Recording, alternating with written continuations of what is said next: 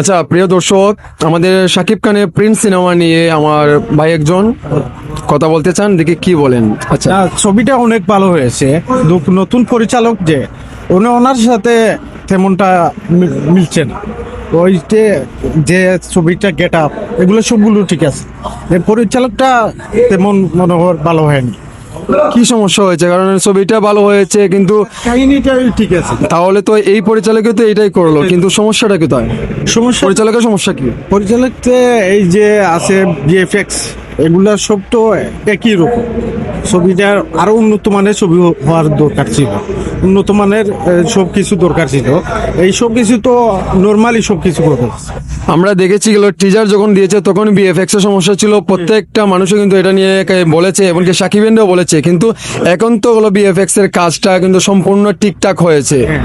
এই জন্য আমি বলছি যে পরিচালক যে উনি আরো একটু উন্নত মানের ভালোভাবে এই ছবিটা কাজ করতে পারতো। ছবিটা অনেক সাকিব খানের ভালো হয়েছে, এই গেট আপ এইদিকে সেইদিকে সাকিব খানের সব কিছু ঠিক আছে, ভালো হয়েছে। মানে আমাদের শাকিব খানকে নিয়ে প্রত্যাশাটা কি আপনাদের সিনেমা হলে? ভালো ভালো, সাকিব খান এখন টপ 10-এ আছে, টপ 10 1 নম্বর সাকিব খান, বাংলাদেশের সাকিব খান ঈশ্বর আইকন। এখন আপনারা নেক্সট সিনেমাতে শাকিব খানকে কি লুকে দেখতে চান, এমনকি কিভাবে আপনারা উন্নত মানের ছবি, মানে কি সিনেমা দেখতে চান? অ্যাকশন নাকি রোমান্টিক না স্যাড? অ্যাকশন রোমান্টিক সব কিছুই মানে এন্টারটেনমেন্ট সবকিছু থাকবে একটা সিনেমা। এই সিনেমা। তো এখন আর শাকিব খানকে এই যে অ্যাকশন লুকে কি বলতে চান? অ্যাকশন অ্যাকশন অ্যাকশন সিনেমা করবে নাকি রোমান্টিক সিনেমা করবে? অ্যাকশন থাকতে হবে, রোমান্টিকও থাকতে হবে, এগুলো দুইটা জাস্ট ফাইটিং হতো। ফাইটিং তো আছে, ভাইলেন্স আছে, এই সিনেমাতে তো আছে। কারণ আজকে আমরা যে দেখলাম সিনেমাটা প্রিন্স সিনেমা যে তো সবকিছুই আছে, গল্পটা বুঝতে হবে। কারণ এই গল্পটা হচ্ছে 90 দশকের আন্ডার ওয়ার্ল্ডে কিং, যেটাকে বলা হয় গডফাদার।